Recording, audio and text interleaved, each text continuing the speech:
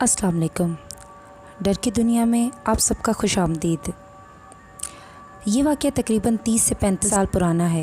एक ख़ानदान जो लाहौर के अंदरून भाटी के इलाके में रहाइश पजीर था, ये एक छोटा सा ख़ानदान था। ख़ानदान के कुल 6 अफराद थे, जिनमें जावेद साहब, उनकी बीवी और 3 लड़कियां और 1 लड़का था। जावेद साहब को रुपए पैसे की कोई कमी न थी। उनका ख़ानदानी कारोबार था जो खूब फल फूल रहा था। बच्चे बड़े हुए तो बीवी ने जगह की कमी को महसूस करते हुए एक रोज़ जावेद साहब से बात की कि हमें इस इलाके से बाहर किसी पोस्ट जगह पर घर लेना चाहिए। बच्चियाँ अब बड़ी हो रही हैं और फिर आगे चल के उनका रिश्ता भी तो तय करना है, लिहाजा अंदरून शहर के इस हवाई घर को अब हमें छोड़कर किसी नए घर में शिफ्ट हो जाना चाहिए। तजवीज़ माकूल थी तो जावेद साहब को बेगम की बात समझ में आ गई और बोले, ठीक है बेगम, मैं आज ही किसी प्रॉपर्टी डीलर से बात कर लेता हूँ और हम किसी अच्छी जगह पर अच्छा सा घर ख़रीद लेते हैं। लिहाजा जावेद साहब ने उसी शाम अपने एक जान पहचान के एक प्रॉपर्टी डीलर से किसी अच्छे से घर की तलाश का कह दिया और हिदायत की कि जैसे ही कोई अच्छा सा मकान मिले तो फ़ौरन रब्ता करे। अभी चंद ही रोज़ गुजरे थे कि एक रोज़ प्रॉपर्टी डीलर आ पहुँचा और जावेद साहब को बताया कि शहर से बाहर कुछ नई आबादकारियाँ हो रही हैं, क्यों ना आप वहाँ मेरे साथ चलें, मैं आपको आपकी पसंद का घर दिखा देता हूँ। जावेद साहब बोले कि मैं घर पर मशवरा करके आपसे रब्ता करता हूँ। लिहाजा तय पाया कि छुट्टी वाले दिन प्रॉपर्टी डीलर के साथ बमा फैमिली जाया जाए और घर को देखा जाए। और मुकर्ररा वक्त पर जावेद साहब का ख़ानदान प्रॉपर्टी डीलर के हमरा मकान देखने चले गया। ये जौहर टाउन का इलाका था जो उन दिनों नया नया आबाद हो रहा था।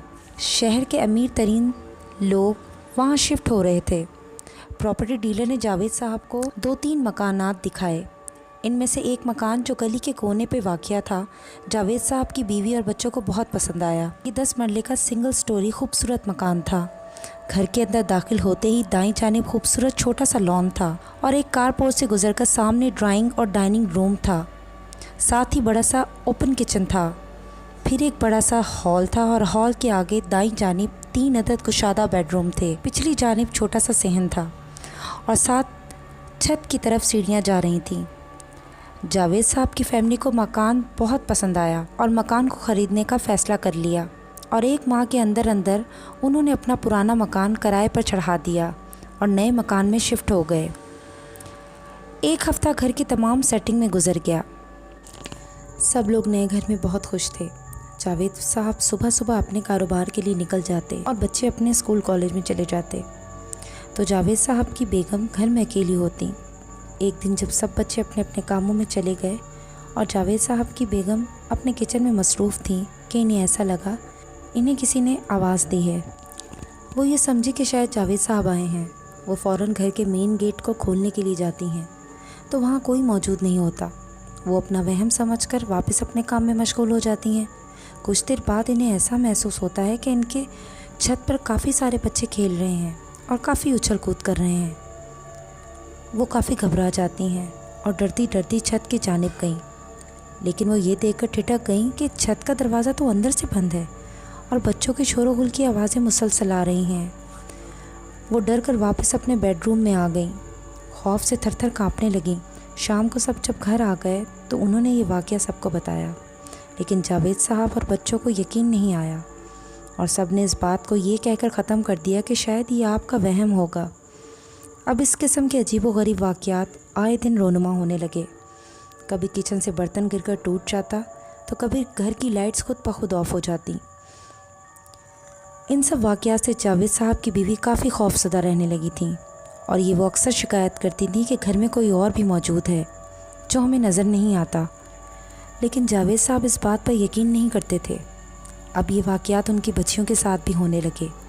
रात को सोते वक्त कभी कोई उनकी चादर को घसीट देता, कभी उनके कमरे का पंखा खुद बंद हो जाता, तो कभी इन्हें ऐसा महसूस होता कि इनके कमरे में कोई आधी रात को मौजूद होता है। अब घर में मज़ीद खौफ का आलम फैल गया, लेकिन जावेद साहब इस बात को मानने को तैयार ही ना थे। अब हुआ कुछ यूँ कि एक दिन छुट्टी वाले दिन जावेद साहब की बीवी और बच्चे अपनी अम्मी के घर उनसे मिलने चले जाते हैं और जावेद साहब घर में अकेले होते हैं। वो सोफ़े पर बैठे टीवी देख रहे होते हैं कि अचानक उन्हें ऐसा लगता है कि इनका मेन गेट खुला है। वो फ़ौरन उठकर देखते हैं तो वाकई मेन गेट खुला होता है। वो समझते हैं कि शायद बच्चे जाते वक्त दरवाज़ा बंद करना भूल गए हैं। वो गेट अच्छी तरह से बंद कर देते हैं और पानी पीकर फिर से टीवी देखना शुरू कर देते हैं। अब फिर से इन्हें ऐसा महसूस होता है कि मेन गेट दोबारा खुला है। जब वो फिर जाकर देखते हैं तो ये देखकर खौफ से इनके पसीने छूट जाते हैं और वो सोचते हैं कि अभी तो मैं ये दरवाज़ा बंद करके गया था। अभी इन्हें वो सारी बातें याद आती हैं जो इनके बीवी और बच्चों ने इन्हें बताई थी। ये सोचते सोचते वो अभी अंदर आए ही थे कि इन्हें ऐसा महसूस हुआ कि ड्राइंग रूम से निकलकर कोई इनके बेडरूम में गया है। वो जब बेडरूम में डरते डरते देखने जाते हैं तो काले रंग के लिबास में एक शख्स उनके बेडरूम की गैलरी में खड़ा होता है। इसकी पीठ जावेद साहब की तरफ होती है। इसका चेहरा नज़र नहीं आ रहा होता। लरसती हुई आवाज़ में जब जावेद साहब ने पूछा कि कौन हो तुम, तो इस शख्स ने कोई जवाब न दिया, सिर्फ अपनी गर्दन को घुमाया और खड़े खड़े अपने चेहरे का रुख जावेद साहब की जानिब मोड़ दिया। उस मखलूक का सिर्फ सर जावेद साहब की तरफ था, बाकी सारा धड़ गैलरी की तरफ था। ये देखे तो जैसे जावेद साहब के पैरों तले ज़मीन ही निकल गई। उन्होंने चीख मारना चाहिए पर आवाज़ उनके हलक में दब कर रह गई। ये खौफनाक मंजर वो अपनी आंखों के सामने देख रहे थे। वो भागते हुए अपने घर से बाहर निकल गए।